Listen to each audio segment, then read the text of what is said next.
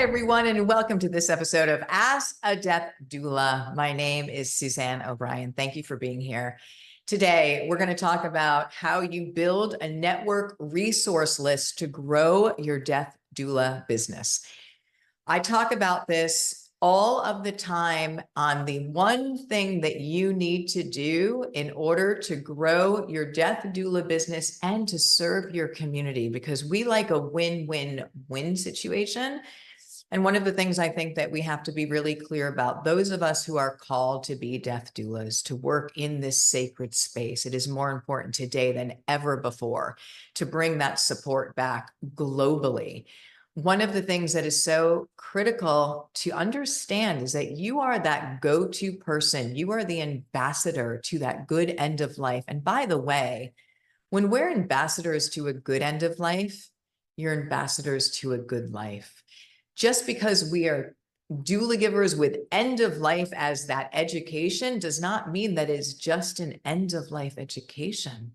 That is an end of life wisdom, end of life learning. It's all about life, because the truth is a good end of life is a good life. But what does that mean? And death is our greatest teacher about how to do life in the best way possible.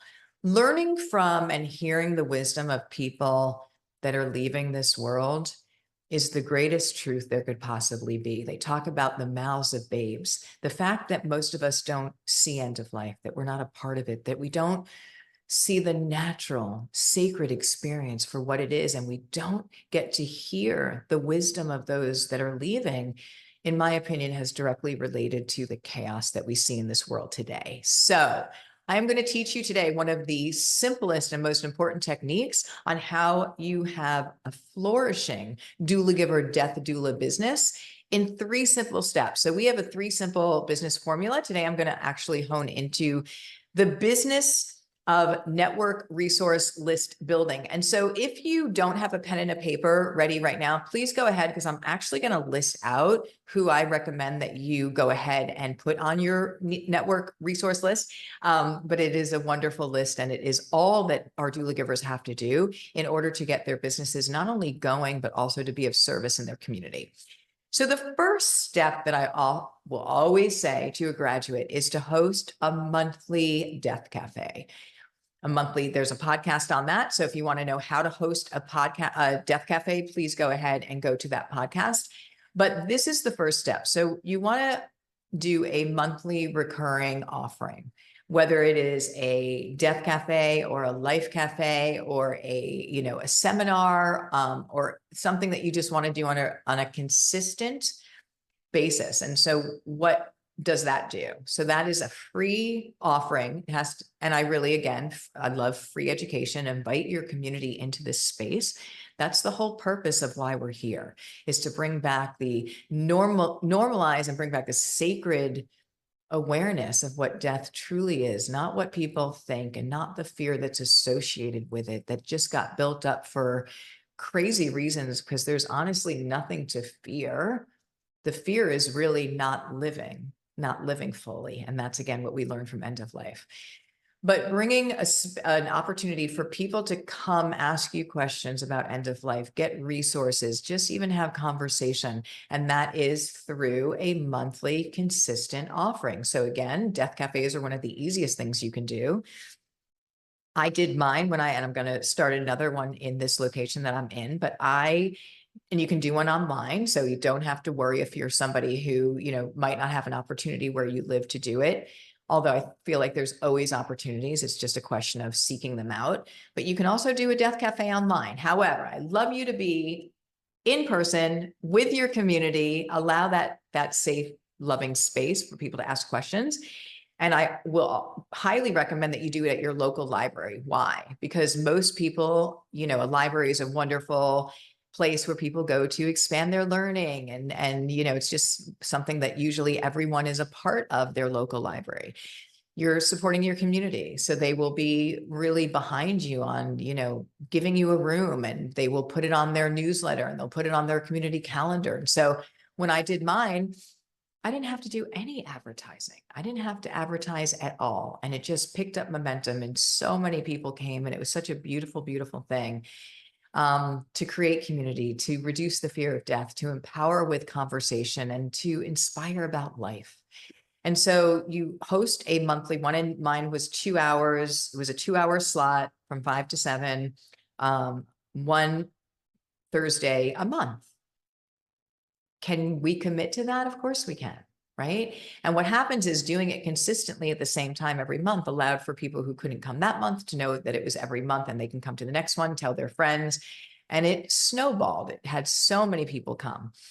And then what I'm going to tell you to do now is I'm going to show you how, as that death doula, to build and put together a resource network list to invite to this death cafe, and to let them know about your services, and to let them know again what you offer. And you're going to need to know these people as well, because as you start serving your families as a doulagiver death doula, there's going to be times that you need a estate planning for a lawyer. You need to know the local funeral home. You need to know who has green burial. You need to know where is the closest water cremation. All of these different disciplines that are all attached to elderly and end of life. And these are your people. So let me go into what different disciplines I recommend for you to write down and to locate in your area. So I'm going to give you the titles of these, and then I want you to, when you have time, is to go into your own Google and community and say, okay,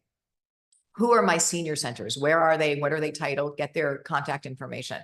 So I'm going to read you this list, and then we're going to talk about what you do next. So here are several examples of places we recommend that you network with. And again, remember, it is important and vital to establish relationships with various organizations and professionals, so that when someone needs your death doula services, you will be top of the mind to refer them to. So we recommend you go to senior centers in your area, grief counselors, find out who the grief counselors are in your area, other death doulas, doulagivers, hospices, hospitals, community outreach. Go to the community outreach in that hospital, because usually hospitals can have a lot of departments. Look for the community outreach section. Community centers, senior living centers, nursing homes, home funeral guides. There are people that are known as home funeral guides. Who are those home funeral guides that serve your geographical area? And I'll tell you why this is so critically important, because in the Doulagivers training, we do a huge part on planning ahead and having a home funeral, and what is a home funeral and how important that is spiritually, emotionally, for rituals, and also economically. So there's so many positive things about it. People are really opting for home funerals. Know what the logistics are within your state to have that family be able to have a home funeral. Find your home funeral guide. They're amazing. The next ones that we'll recommend you find are life celebrants. So somebody can come in and do that service for that home funeral. So they're called life celebrants. Funeral homes, crematories, green burial cemeteries. So there's a big movement on dying, what I call dying to be green, and the green options. You know, our choices of what we choose now for us and our families has a huge impact on this planet after we're not here anymore.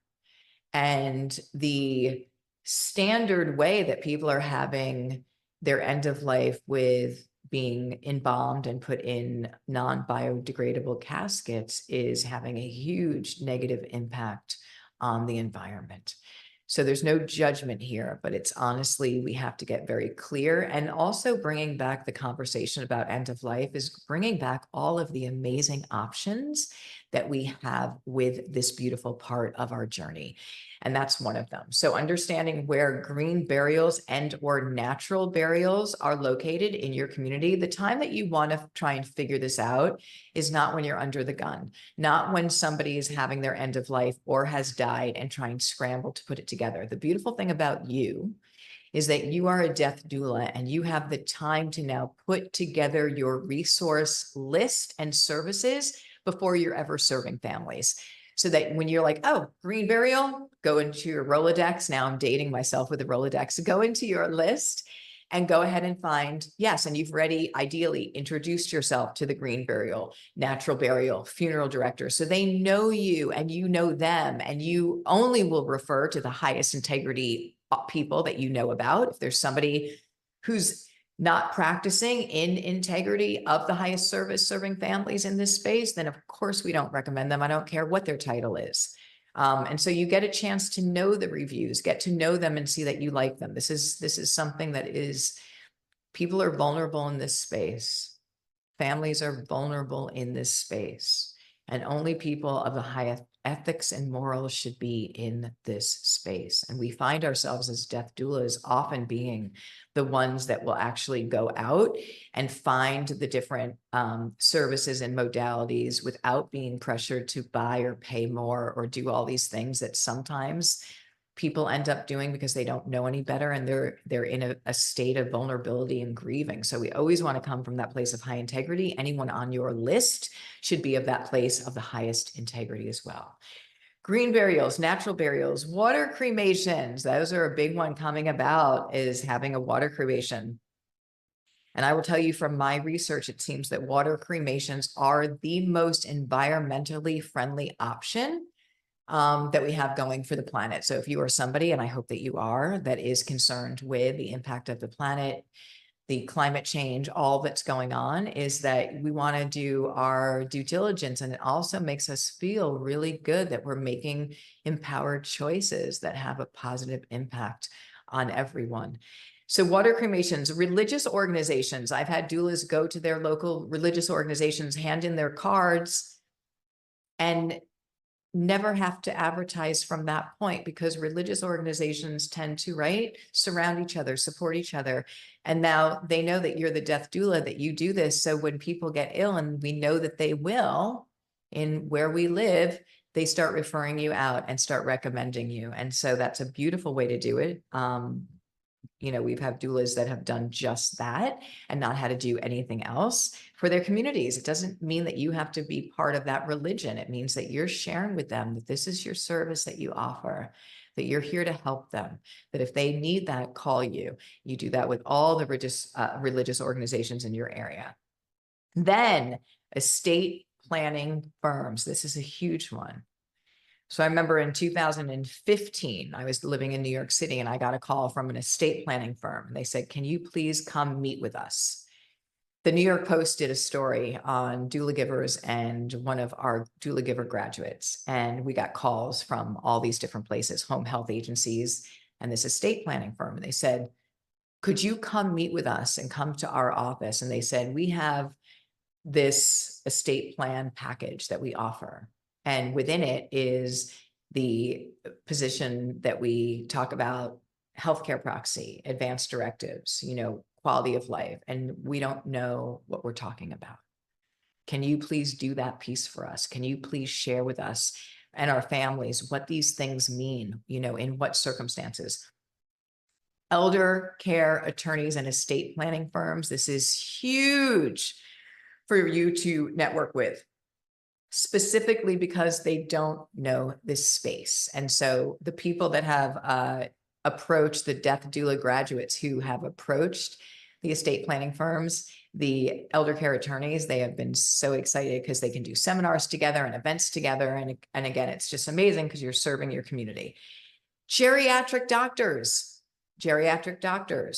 palliative care doctors, oncologists. You know, we don't give doctors today, hopefully this will change and change soon. We don't give doctors any end-of-life training, very minimal, if any, definitely not in the way that you would want to see a training given in med school. And so how do we expect them to understand how to support people, which, by the way, we teach them right now, usually, that if their patient dies, they failed somehow, which is an impossible thing to do, because we know as much as you keep somebody alive, and we know how to do that. It's a very dangerous space that we get in as medical practitioners, because we know how to keep people alive, but keeping people alive and living are two very different things. And so you sometimes It causes a lot more pain and suffering on many different levels, extending that journey rather than focusing on comfort measures. Symptom management. And I'll tell you right now, tight symptom management can lead to higher quality of living than you may have seen your loved one have in 30, 40, 50 years. Because again, it can do so much, but our medical practitioners usually don't have the time to do tight symptom management. And they're also not taught about palliative care and end of life and the importance of tight symptom management rather than just always trying to extend that life. So getting with your palliative care doctors, your oncology doctors, your geriatric doctors, you as the death doula have the beautiful opportunity to be with your patients and families without time restrictions. And that is probably in and of itself the greatest asset to the death doula profession, movement, position, is that you are not seeing 20 patients at a time. You are not having to only be there for 1 hour once a week. You are not having to do hours of documentation on your visits. You have the ability to stay with that family, to see what's working, what's not working, to provide them with the best medicine that you have to give, which is your presence, your true presence. And it's something that now is filling in the gaps in mainstream medical, where our medical practitioners are killing themselves to make a difference. The death doula comes in and she or he is able to come in with no time restrictions, be the eyes and ears for the medical team. Together, we make a perfect fit. And this is the answer to the elder care crisis, and it's happening, and it's amazing. So you want to get with your doctors, you want to get with, find your bereavement counselors in your area and any other end-of-life coaches, again, celebrants, end-of-life midwives, doula givers. There's a couple of different names that they use for that. Once you have this list, you want to find out, obviously, do your research, get their email, get their phone number, get their address. And you want to write a really beautiful email to them, not too lengthy, but really beautiful about telling who you are, that you are newly certified, that you now are, this is your life's purpose and why this is important to you. And you want to invite them and rally them to be the community resource for everything to do with aging and end of life in your community. And you want to invite them to your monthly death cafe. Let's just say it's a death cafe at the local library. You also want to encourage them to invite all of their families and people. This is about serving. This is about service. This is about serving your community. So you want to invite them to come to your monthly event, and then maybe you can do panel discussions, or you can have somebody do a little talk once in a while. Different people can do different presentations. They can also bring in their information for people. But you also want to encourage them to let their families know. Let's just say you're a local funeral home and you have an email list of families that are on your email list. This is support of your community members. Encourage them and give them the verbiage. Say, could you please send this little announcement out to your list to say that we are here together. We are here serving together with resources and free education and free community gatherings to help you support your loved ones to have the best, most positive end of life possible. And we invite you to come, ask questions, get resources at this monthly community event. All of a sudden, you've got hundreds, if not thousands of people coming and knowing about your event. Now, of course, not everyone is going to come every time, so don't worry about that. The most important thing is letting your community know that there are resources and support that's available for them. That changes everything, right? In a time that something is so very scary or can be very scary. So again, I want to emphasize that when you are a death doula, to have a resource network list, to build it, and you have the luxury and do this as a professional. You are a professional. Have this information before you ever need it. Yes, of course, there are going to be times maybe you didn't think of something and then you're going to go out and find it. But you have the luxury of building a network resource list that you're going to need for your families. And I will tell you this, I will always say that at the end of life, time is not on our side. I'm going to say it again. At the end of life, time is not on our side. People come on hospice services very late in their process, and it's usually a fight or flight crisis situation of just putting Band-Aids on that end of life.